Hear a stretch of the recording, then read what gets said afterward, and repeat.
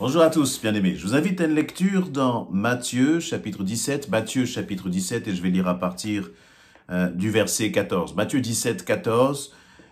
Quand ils arrivèrent là où était la foule, un homme s'approcha de Jésus et se mit à genoux devant lui et dit « Seigneur, prends pitié de mon fils. Il est épileptique et il souffre beaucoup. Il tombe souvent dans le feu ou dans l'eau. Je l'ai amené à tes disciples, mais ils n'ont pas pu le guérir. » Jésus déclara, « Génération mauvaise, vous êtes incapable de croire. Combien de temps encore resterai-je avec vous? Combien de temps encore devrais-je vous supporter? Amenez-moi l'enfant ici. » Jésus menaça le démon. Celui-ci sortit de l'enfant, qui fut guéri à ce moment même. Les disciples s'approchèrent de Jésus à l'écart et lui demandèrent, « Pourquoi n'avons-nous pas pu chasser cet esprit ?» Jésus leur répondit, « C'est parce que vous avez trop peu de foi. Je vous le déclare, c'est la vérité. Si vous aviez de la foi comme une graine de moutarde, vous diriez à cette montagne, « Déplace-toi d'ici à là-bas » et elle se déplacerait. Rien ne vous serait impossible. Amen. Voilà donc dans ce passage, un homme va amener son fils qui est épileptique et qui est manifestement possédé, et il en résulte que ce jeune homme épileptique se jette dans l'eau, se jette dans le feu. Donc il a un comportement qui est suicidaire, un comportement d'autodestruction. Et donc ce père inquiet pour son fils, bien sûr, a dû chercher toutes sortes de solutions sans jamais trouver. Et puis finalement, il a décidé d'apporter son fils aux disciples.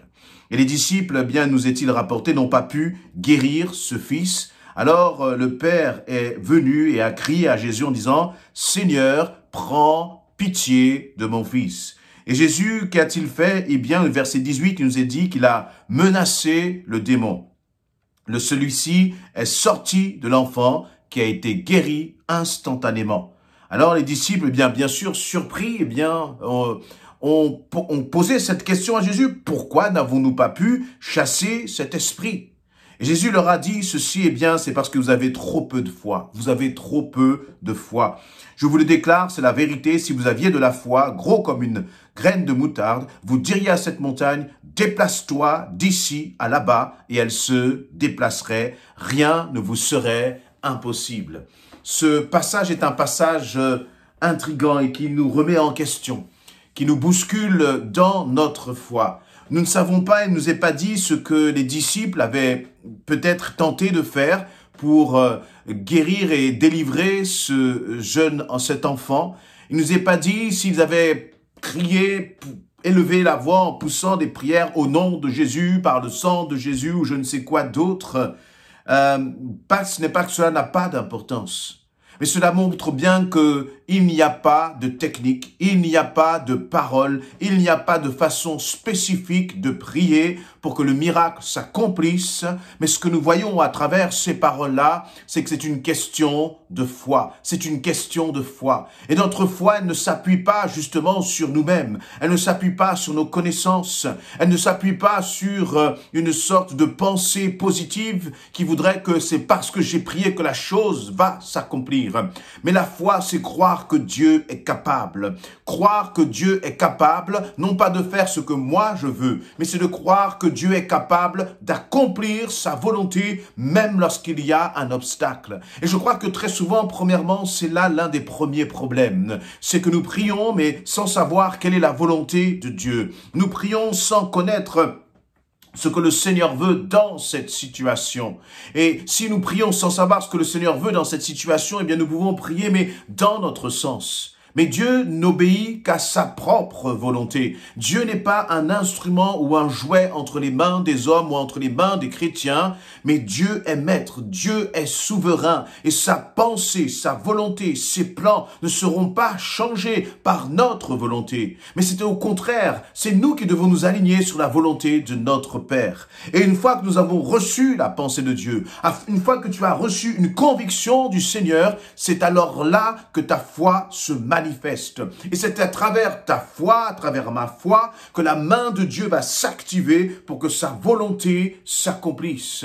lorsque tu pries, connais-tu la volonté du Seigneur? Recherches-tu même à connaître sa volonté? Es-tu intéressé par la volonté du Seigneur? Et nous nous rappelons là, bien sûr, la prière de Jésus, que ton règne vienne, que ta volonté soit faite. Voici de quelle façon Jésus va prier. Sa préoccupation, c'est que la volonté du Père soit accomplie, c'est que la volonté de Dieu soit manifestée. Et nous, en tant que chrétiens, en tant qu'enfants de Dieu, nous devons vivre de cette façon. Nous devons vivre comme des hommes et des femmes qui cherchons à ce que la volonté de Dieu s'accomplisse dans nos vies, s'accomplisse dans nos vies. La volonté de Dieu, c'est que ton couple soit dans la paix. La volonté de Dieu, c'est que ton époux, ton épouse, tes enfants soient sauvés. Alors toute action que tu mèneras dans ce sens, toute prière que tu mèneras dans ce sens, tu peux être garanti que cette prière est en plein alignement avec ce que Dieu veut.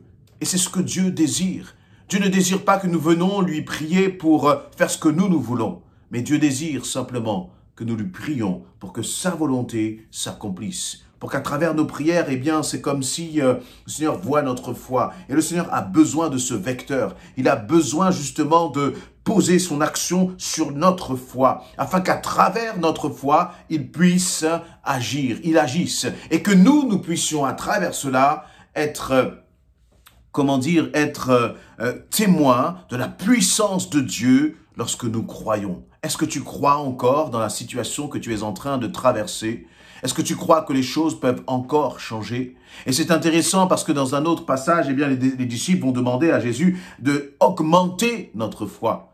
Et Jésus leur dit, mais si vous aviez même de la foi comme une graine de moutarde, c'est ce qui nous est dit là dans, je crois que c'est au verset 20, Verset 20, si vous aviez de la foi comme une graine de moutarde, c'est tout petit, c'est minuscule cette graine de moutarde. Voyez, et c'est comme s'il leur dit, eh bien, c'est comme si, eh bien, soit tu as de la foi, soit tu n'en as pas. Ou plutôt, peut-être que tu as de la foi. Tu as la foi, tu crois que Dieu est capable d'agir, mais quand l'épreuve ou la circonstance devient de plus en plus difficile, ta foi disparaît. Ma foi peut disparaître face aux difficultés, face aux épreuves, face au temps qui passe. Et face au temps qui passe, c'est là que cette question se pose de « as-tu encore de la foi ?» Tu avais de la foi quand tu as commencé à prier. Tu avais de la foi quand cette situation est survenue dans ta vie, quand cette circonstance compliquée est survenue. Tu avais de la foi quand cette triste nouvelle s'est abattue. Mais la question c'est maintenant, après le temps qui passe, le temps qui s'écoule, après les années qui passent et que la situation ne change pas, aujourd'hui, as-tu encore de la foi? As-tu encore cette foi comme un grain de moutarde? Si tu as cette foi qui est petite encore comme un grain de moutarde, mais vous voyez ce qui est intéressant, c'est que cette foi qui peut être petite comme un grain de moutarde, elle peut croire en de grandes choses. Cette foi qui est petite, qui est parfois même insignifiante, qu'on ne voit même pas, eh bien cette foi, c'est cette petite foi qui est capable de croire que Dieu peut guérir une maladie incurable. C'est cette foi qui est petite comme un grain de sénévé, petite comme un grain de moutarde, qui peut te permettre de croire que Dieu peut guérir du cancer, que Dieu peut guérir de ton diabète, que Dieu peut guérir de tous tes rhumatismes que tu traînes là, de cette sciatique qui te fait tant de mal. C'est cette petite foi que tu dois encore avoir, sur lequel le Seigneur veut t'encourager encore et te dire que si tu crois encore que malgré le temps, eh bien, je suis capable d'agir, eh bien, ce qui est intéressant, c'est que tu verras la gloire de l'Éternel. Tu verras la gloire de l'Éternel. Pendant que je suis en train de parler, là, j'ai cette image vraiment comme, vous voyez, la foi, si on peut continuer dans cette image de la graine, c'est une grosse graine au départ. C'est au début de l'épreuve. Et alors là, on est plein de foi, plein de zèle. Nous croyons, nous prions, nous proclamons, nous chassons. Et quand je veux dire, toute la panoplie du parfait intercesseur. Le problème, c'est que plus le temps passe, et plus, eh bien, cette graine de foi que tu avais est en train de se réduire. Elle est en train de diminuer. Toutes tes pensées, tu commences à te questionner, que tu commences à te dire, mais est-ce que ça vaut la peine encore de continuer? Est-ce que je dois croire encore? Parfois même, on dit, si Dieu veut, c'est comme une façon de dire, eh bien, ça ne me concerne plus, c'est la part de Dieu maintenant. Mais la réalité, Dieu dit, non, ça dépend de ta foi. Ça dépend de ta foi. Parce que Dieu, eh bien, Il veut sauver, Dieu veut la paix dans ton couple, Dieu veut la paix dans ta maison. Mais ça va dépendre de ta foi. Je ne suis pas en train de dire que parce que tu as la foi, alors ton mari sera sauvé automatiquement. Je ne suis pas en train de dire que parce que tu as la foi, tes enfants seront automatiquement sauvés. Parce que dans la dimension du salut, chacun peut exercer son libre arbitre. Mais ce qui est certain, c'est que ta foi va activer. Il va y avoir des perches qui vont être données à celui qui est autour de toi. Et je crois même que ta foi va impressionner l'autre, va amener l'autre à se questionner. Comment se fait-il qu'après tant d'années, elle n'ait toujours pas baissé les bras, elle n'est toujours pas abandonnée? Vous voyez? Et l'autre peut justement, à travers ta foi, commencer à se poser des questions et être interpellé. Alors n'abandonne pas. Alors cette foi, justement, comment elle se caractérise, comment elle se manifeste. Parce que la foi ne consiste pas seulement à croire au fond de son cœur et de garder ça bien au chaud, de garder cette petite graine-là bien au chaud au fond de son cœur. Non, cette graine nécessite à un moment d'être semée, d'être relâchée. Comment est-ce que cela se concrétise? Eh bien, on voit exactement dans la façon dont Jésus a agi. Il a dit ceci, quand Jésus a dit, verset 17, la fin du verset 17, « Amenez-moi l'enfant ici ». Jésus a dit, « Amenez-moi l'enfant ici ». L'enfant était agité, l'enfant était là avec cette maladie, cette épilepsie, il faisait ses crises. On vient appeler Jésus à la rescousse et Jésus va dire, « Amenez l'enfant ici ».